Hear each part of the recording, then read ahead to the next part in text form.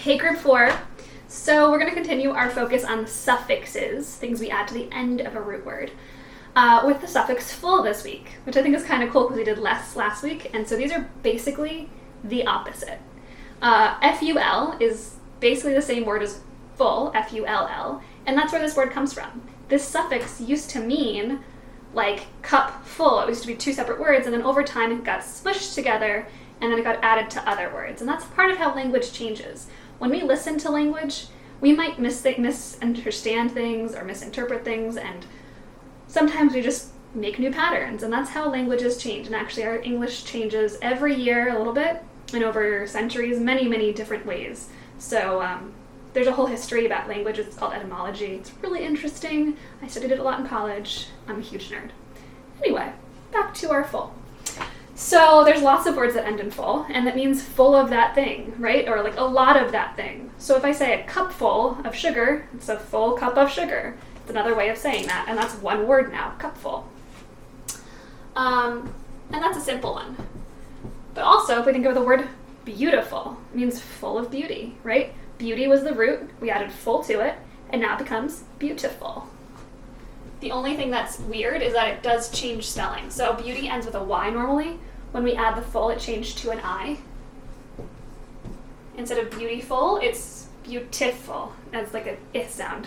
And I guess maybe as we said it over and over, it made more sense, and then someone wrote it down this way, and that's kind of how, again, language changes.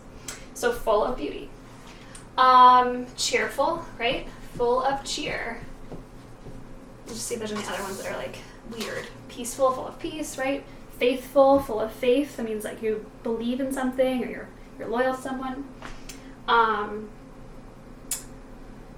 Dreadful, fretful. Oh, fretful. Do you guys know that word? I love this word. So fret is worried. So if you're fretful, you're full of worry. Right? My mom is a very fretful person. She's worried a lot, especially right now. Or grateful. You're full of, not great, you're full of gratitude. So that word kind of comes from gratitude. And then we add the full to it. So you're full of gratitude. You're full of graciousness, right? You're thankful. That's another one. Great, thankful, right? And then there's so many of these. So I only have a short list for you because obviously I can't give you every word in the entire English language that ends in full. But you can definitely add more. And that's something I would love to look forward to. So on your private comments, as you're doing your work, as you're reading, whatever experiences you're having, you're talking to your parents, you're talking to your brothers and sisters, whatever it is, if you hear a word that ends in full, add it. Tell me. Comment to me. Tell me. I'd love to hear it. We can make a whole list of them. It'd be really cool. So what other words can we add besides just the ones that I've given you? And think, does it mean full of that thing? Kind of like think through the meaning, parse the meaning of the word. All right, so your list this week is as follows. Suffix full. Careful, cheerful, helpful, wasteful, powerful, peaceful, graceful, I'm not graceful, beautiful, faithful, joyful, wishful. That's often used with the word wishful thinking. Yeah, you don't really hear wishful on its own, but wishful thinking is a very common phrase. Wonder what you think that means.